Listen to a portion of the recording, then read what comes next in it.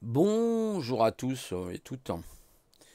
Alors aujourd'hui, je vais aborder un petit peu Nietzsche avec l'hyperboréen et notamment la métamorphose qu'avait expliqué Nietzsche. Et on va parler de la première partie. Dans cette métamorphose, vous avez trois éléments: le chameau qui devient le lion et le lion qui devient l'enfant. Et donc je vais reprendre le résumé notamment d'Olivier Meyer, justement, qui nous parle de ça. Hein, c'est passionnant. Alors je ne sais pas, Olivier Meyer, je crois que c'est un critique philosophe, quelque chose comme ça, ou un essayiste. Et donc là, on va faire un petit peu le résumé de ce que il disait par rapport au chameau, justement. Alors, voilà ce que nous dit Nietzsche concernant la première métamorphose, enfin du moins dans le concept de la métamorphose. Hein, ça reprend donc le récit de Zarathustra, hein, ainsi est Zarathustra. Et voilà ce qu'il dit. D'abord, il est dit que Nietzsche, fils et petit-fils de pasteur, était destiné à devenir pasteur, de par le poids de la tradition familiale. C'est le tu dois dont parle Nietzsche et que le chameau porte avec respect et orgueil. Cette situation se rencontre dans de nombreuses familles. Le fils d'avocat devient avocat, le fils de médecin, médecin, le fils d'ingénieur, ingénieur, etc. C'est le poids du déterminisme social et de la tradition. De manière générale, ce sont donc toutes les habitudes légales et coutumières héritées à la naissance, dans son berceau pour un être humain, sans qu'on ne lui ait rien demandé. C'est le fardeau du chameau. Le chameau veut faire plaisir à ses parents. C'est un bon fils, orgueilleux aussi, pour faire aussi bien que papa, mais dans le respect des normes de la société. C'est le règne du troupeau, du statu quo, du conformisme social, du conservatisme. Voilà donc le premier résumé que fait Olivier Meyer. Oui, très percutant. On pourrait aussi le transposer aujourd'hui un petit peu dans les événements que nous vivons. Hein. Le gouvernement t'a dit, donc tu fais, là, hein, risque de troisième confinement. Tu dois, c'est comme ça. C'est comme ça que ça ne se discute pas. Il n'y a pas de remise en question par rapport aux décisions qui sont prises. Et ben Nietzsche, lui, irait contre ça. Bien sûr, il ne faut pas être le chameau, hein, il faut être plus que le chameau dans la métamorphose, effectivement, de Zarathustra. Il faut être l'enfant, au bout du compte. Hein, mais on prend la première phase qui est souvent, malheureusement, la majorité de ce que l'on pourrait dire de la société. C'est-à-dire nous-mêmes, est-ce que nous avons eu le choix? Est-ce que nous prenons nos choix nous-mêmes? Est-ce que nous avons cette force mentale, cette force vive, hyperboréenne, qui lui permettrait justement de pouvoir avancer dans notre vie et de ne pas forcément se reléguer aux doctrines, à tout ce qui est dogmatique, comme la religion, hein, vous enseigne le dogmatisme par exemple. Se sont basés souvent sur des croyances. Il dit bien, vous voyez, c'est le règne du troupeau. Qu'est-ce qu'on est en train de voir actuellement? Oui, est-ce que nous voulons être dans le règne du troupeau? On sait très bien que le mouton doit passer à la tondeuse à un moment donné. Voilà. Alors c'est à nous de trouver des solutions, hein, pour ne pas rentrer dans ce conformisme social ou le conservatisme. Est-ce que nous devons garder des traditions qui sont pesantes, lourde. Hein. Nietzsche nous dit, voilà, dans, le chameau en fait est en train de les porter justement. Est-ce que nous portons en nous toujours ces traditions, ce conservatisme, ces dogmes religieux? Nous devrions nous en débarrasser, mais malheureusement le chameau lui porte tout ça. Voilà, donc c'est pas la meilleure phase de la transformation, de la métamorphose. Mais c'est pour montrer, voilà, je voulais vous faire un peu la lecture de ça, donc je reviendrai, hein, sur d'autres parties. Et c'est assez passionnant. Ça nous montre et ça nous remet en fait un petit peu sur notre chemin. On voit bien à quel point nos parents sont décideurs de notre avenir. Hein. L'enfant qui naît dans une famille où le père est médecin, alors il doit forcément être un médecin, vous voyez, etc. Ingénieur, devenir un ingénieur. Euh, vous voyez donc l'influence, et cette influence qui est là, qui commence avec les parents, puis qui ensuite continue dans la société, hein, qu'on nous donne, qu'on nous propulse, hein, comme par exemple l'enseignement, donc le milieu de l'éducation. Ensuite va venir le milieu du travail. On va avoir aussi ce genre de comportement dans le milieu social, dans le milieu familial. Tu dois, voilà, c'est comme ça, tu dois, tu ne discutes pas. Si, je discute. Donc vous voyez que le chameau, c'est pas terrible quand même en fait, hein, quelque part. Il porte le fardeau à chaque fois. Est-ce que nous devons continuer de porter nos fardeaux? Alors pour cela, il faut devenir un lion. Et j'en ferai la lecture peut-être demain, ou est-ce que je la fais maintenant?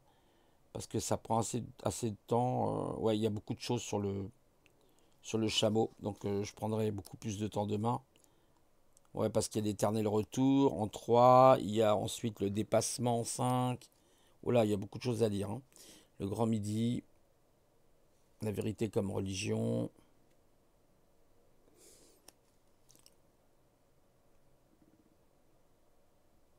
Figure du surhomme après.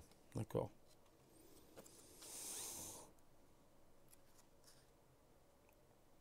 Oui, c'est l'enfant en fait, oui, plutôt. Ouais, c'est ça. C'est l'enfant qui est très long en fait. Voilà, donc je ferai la partie du lion demain, hein, qui parlera plutôt de liberté, vous allez voir.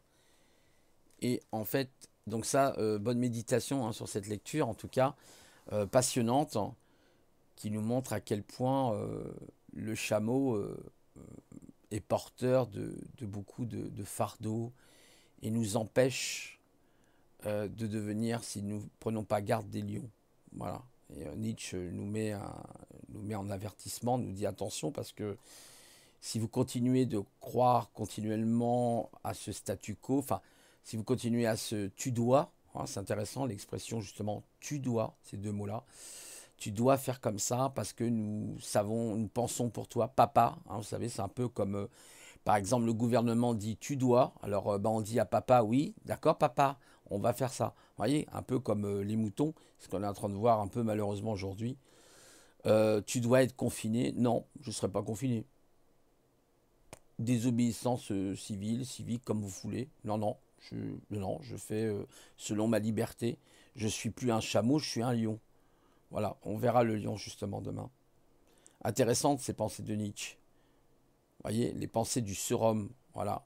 Et, ça demande de la réflexion. Donc c'est pour ça, méditez bien sur ces paroles, parce qu'elles sont importantes. De voir votre position, de voir notre position, comment elle est. Parce que nous avons une position de chameau dans cette métamorphose de Zarathustra. N'oubliez pas, Zarathustra, il sort à un moment donné de sa grotte et puis voilà, waouh, il devient un autre homme. Il a compris que tout ça, c'était de la duperie. Que les religions étaient de la duperie, que beaucoup de choses étaient de la duperie. Voilà. D'ailleurs, je crois que Nietzsche appelait souvent les gouvernements le monstre froid, pour dire bah, que le gouvernement vous ment, le manipule. Et c'est ça, c'est ce que l'on voit. Donc Nietzsche était vraiment libre. Il avait même décidé, hein, de ne pas être pasteur, hein, c'est bien ce qu'il est dit. Pourtant, il venait d'une famille de pasteurs. Et qu'est-ce qu'il a décidé? Il a dit non, je ne suivrai pas ce chemin. Je suivrai mon chemin, ma recherche philosophique. Je chercherai ma liberté. Parce que pour Nietzsche, la liberté était importante. Voilà. Eh bien, nous devons être pareils. Nous devons chercher notre liberté. On en parlera justement demain ou après-demain. J'espère pouvoir vous faire la lecture demain sur la deuxième phase de la métamorphose qui est là, du coup, le lion. Le lion, hein, celui qui rugit. Voilà. Eh bien, écoutez, je vous souhaite une bonne journée sinon. Et puis, bah, je ferai des petites vidéos un peu plus courtes comme ça. Je n'ai pas envie de trop m'étaler pour faire un petit aparté sur ce qui se passe aujourd'hui. Ça m'intéresse plus ou moins maintenant. J'essaye de, voyez, de couper un peu les choses, dans les réseaux sociaux, tout ça. Parce que je m'aperçois que bah, tout ça, ça sert pas à grand-chose, en fait. Moi, je préfère lire mes livres et méditer là-dessus parce que c'est plus important. Voilà. Bah écoutez, bonne lecture à vous, bonne méditation, lisez du Nietzsche, ça vous fera du bien, ça va vous ravigorer. C'est le gant de crin Nietzsche, hein, c'est vraiment du lourd. C'est pas, on fait pas dans la tendresse, hein. Nietzsche, bien sûr, parle d'une moralité, mais il fait pas de la tendresse, hein. Attention, hein, faut bien vous mettre ça dans l'esprit. D'ailleurs, le père de Nietzsche était, enfin, on va dire son tuteur à Nietzsche, on va dire, était un peu Schopenhauer. J'avais lu ça dans un ouvrage que Nietzsche se conformait souvent à ce que disait Schopenhauer. Il était aussi philologue, très intéressant. Il s'intéressait donc aux grammaires anciennes, hein. Il avait une très bonne connaissance, hein. D'ailleurs, il avait quitté l'université très jeune, hein, parce qu'il supportait plus non plus l'environnement. Il s'était un petit peu, d'ailleurs pas un petit peu, il s'était même accroché avec Wagner. Au départ, Wagner, il aimait ce que faisait Wagner, les compositions. Puis quand il y a eu, en fait, ça a été court-circuité au moment où Wagner a commencé à être beaucoup plus religieux, à faire des cantiques plus religieux, des compositions musicales plus religieuses. Alors là, ça a exaspéré Nietzsche et il a coupé les liens justement avec effectivement Wagner. Voilà. Eh bien écoutez, bonne méditation à vous sur ces bonnes paroles. Réfléchissez bien, on a besoin de ça aujourd'hui. C'est une vision, mais qui peut être très intéressante justement de l'homme, de ce qu'il est, de sa liberté, mais aussi est-ce qu'il est un être guerrier. Vous verrez que Nietzsche parle de ce qu'il est et de ce qu'il n'est pas non plus. Pour ça, il faut lire aussi les ouvrages, hein. De toute façon, les œuvres, je dirais même, qu'est-ce que je dis, c'est pas les ouvrages, ce sont des œuvres. Ce sont même de grandes œuvres, hein, de Nietzsche, hein. Il a écrit beaucoup d'œuvres, Nietzsche, hein, entre justement le gai savoir. Il a écrit à l'aube des idoles. Il a écrit beaucoup, beaucoup, beaucoup d'œuvres, hein. C'est très intéressant. Zarathustra, hein, ainsi parlait Zarathustra. Il a écrit aussi Au-delà du bien et du mal, très intéressant, au-delà du bien et du mal.